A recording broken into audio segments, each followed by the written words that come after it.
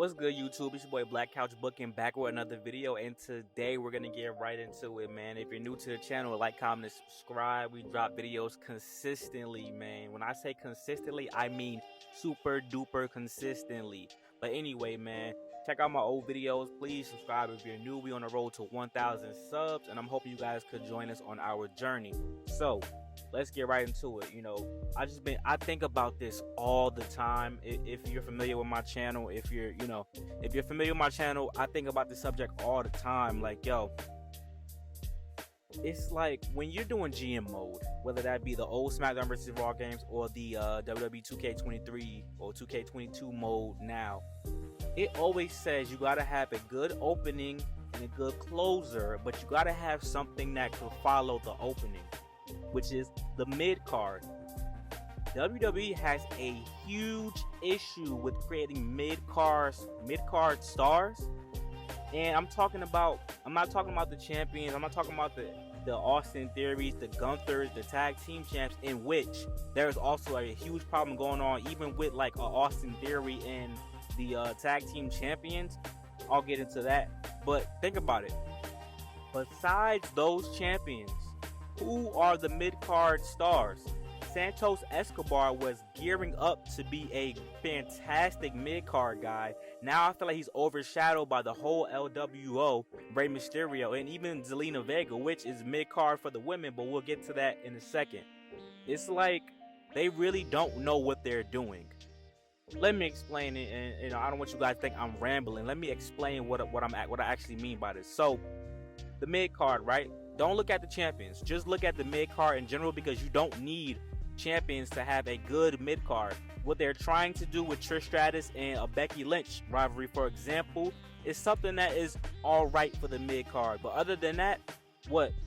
LA Knight is going to be a primetime player. He's going to be a main event guy. He's going to be the top. So that doesn't really count. LA Knight is not a mid-card guy. He's being looked at that way because he has no championship. But in reality, LA Knight is not a mid-card guy. Let's be honest. He's going to get that money in the bank. He's going to cash in successfully. He's going to win. He's going to be the top guy. Like I said, Santos Escobar was a perfect example of what I wanted to see. What Matt Riddle used to be, was a perfect example of what you want a mid-card guy to be. Because I don't think he's going to be Gunther and get that IC belt.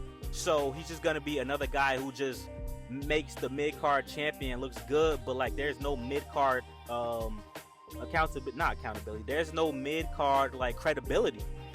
The women, it's a huge issue. The women, it's either you're top heavy or you're nothing at all. What is Shotzi doing? Zoe Stark is in the mix because she's involved with Trish Stratus and Becky Lynch, who are top players. They're not mid-card players. Bayley isn't a mid-card wrestler.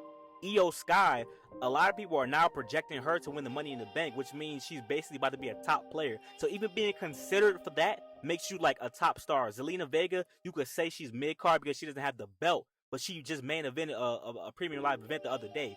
Mid-card stars don't main event premium live events unless they're going against the champion. So think about that. NXT has a better mid-card division than Raw and SmackDown. What Wes Lee and all those guys are doing for that mid-card division on NXT is fantastic. It makes a lot of sense. The women's tag team division on NXT was going great. It was the best women's tag team division, better than the main roster. The mid-card for NXT is way better because they're not super duper top heavy. WWE is super duper top heavy. Even the Roman Reigns, the Jey Usos, the Solo Sikoas, the Jimmy and Solo are not mid-card wrestlers. They're in the top spot right now. So who is carrying the mid-card? And they're screwing Austin Theory over. I don't remember the last time Austin Theory was in a meaningful feud. Is he even wrestling at SummerSlam? I don't think so. Did he wrestle at Backlash? Yes. But did he wrestle at the Premium Live event after that? No. He faced Sheamus on like a Smackdown instead of defending his belts on the actual show.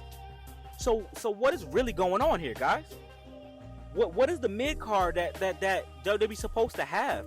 Sami Zayn and Kevin Owens are the tag team champions, but let's be honest, they were just in the fucking main event of WrestleMania. They're not mid card stars. Mid card stars, even Gunther, even though he's the mid card IC champion, look how he gets booked. Like, we need I'm not talking about low tier people like Akira Tozawa facing a Dominic Mysterio. Dominic Mysterio is he's not the main event, but the way he's booked, the way he gets the heat, the way, you know, his stories are going, he's going against Cody Rhodes. Do you think Dominic Mysterio and Cody Rhodes are a mid card? No. Shinsuke Nakamura, Santos Escobar, guys like that is what I'm saying we need to build up more. Even a Sheamus is in that position now, but when you look at him, you don't that's not what you classify him at. The only reason why he's in that position is because he's not fighting for the main belt because it's too crowded right now. Think about it. What about our Shinsuke's? What about our Santos Escobars? What about our Matt Riddles? What about our could have been Madcap Mosses? What about Baron Corbins and stuff like that? Those are the guys we need to build up. And for the women, it's egregious. We can have a super duper stacked mid-card roster for the women, but they don't want to put that time and effort into doing so. A Zoe Stark, a Shotzi, a Dana Brooke, Dakota Kai. When Damage Control is done, obviously they're gonna break up. Indy Hartwell. We need those people to be the mid card because the bottom is like a Tamina, and that's really it. Because Tamina don't really wrestle like that, and I love Tamina. I don't want to put Dana Brooke at the bottom because Dana Brooke has a lot to offer. They have Xia Li at the fucking bottom, and Xia Li is more talented than a lot of those women on that roster. And Xia Li's at the fucking bottom. Does that make any sense to you? WWE has a serious problem. It's either the shit is too overcrowded and making those cuts was actually a good thing, in which now that I look back at it, not having so many superstars was actually a kind of good thing, even though he questionably cut the best of the best superstars. But if he would have cut the bottom of the crop and kept the people that he shouldn't have cut, that I'm starting to think that the budget cuts wasn't a bad idea. Because that shit is getting too crowded, and now we're not being able to push certain people because we got to make sure certain people can't lose. Certain people got to look strong against this person. Certain people got to look strong against this person. Like, what the fuck? Rhea Ripley is running through women for no fucking reason. Why is Rhea Ripley facing Natalya again? It makes no sense. Why is Asuka's first opponent Charlotte Flair when it could have been Io Sky? It makes no sense. It doesn't make sense. It logically, why the fuck is Becky Lynch and Trish Stratus in the Money in the Bank? It really doesn't make sense. We don't need them. We can have other people take those spots, even though they're not gonna win.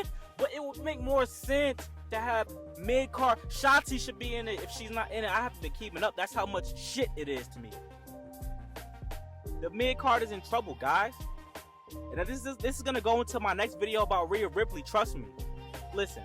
Like, comment, subscribe. I'm keeping this shit short and sweet because I'm dropping multiple videos, either, you know, one day after another. We dropping multiple videos, guys. Please like, comment, subscribe, and let's see where we go with this. We out.